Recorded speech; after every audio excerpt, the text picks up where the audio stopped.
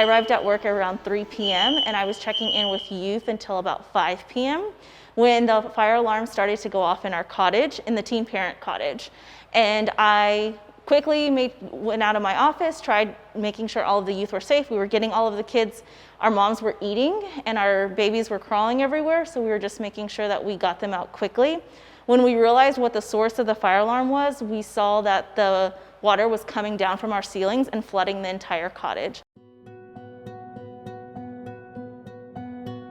They had to sleep on the floor, on their on mattresses, and we were able to get the cribs for the kids, but they were just all in one big room. Moms were very frustrated and upset, and of course they had a lot of fear because we kind of uprooted them from their housing situation.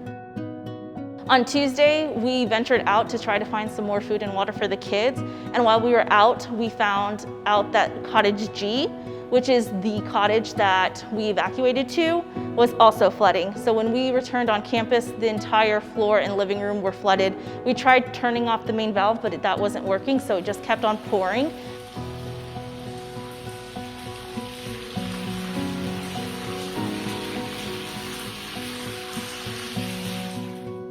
The clients we serve are an extremely traumatized population. We're serving kids ages 0 to 22 that have experienced abuse, neglect, and exploitation.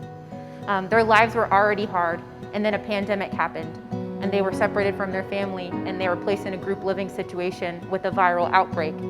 And then you add in the inclement weather that happened last week, and it was just piling on trauma after trauma after trauma for kids that had already experienced that their whole lives.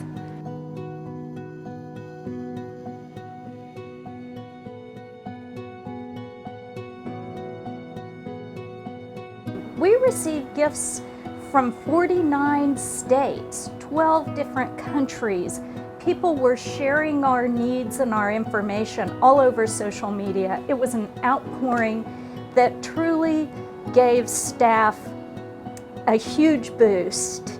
With everything that happened last week, we were mentally, physically, and emotionally exhausted. When we came into work on Friday morning, there was already a pile of donations outside of our main doors.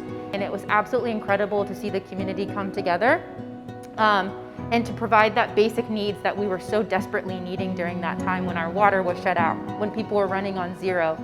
And for me and the rest of the director team, it was really awesome because it was kind of that positive light at the end of the tunnel that we needed to see after a really, really challenging week. Thank you to every single person who donated to our campus, whether it was monetary, your time, or dropping off goods. From myself and the rest of the team here at the Children's Shelter, we are extremely appreciative of everything that you did to support us during this time. We are still uncovering new needs, but what we saw this past week was an outpouring of love and support to all our donors. We simply cannot say thank you enough.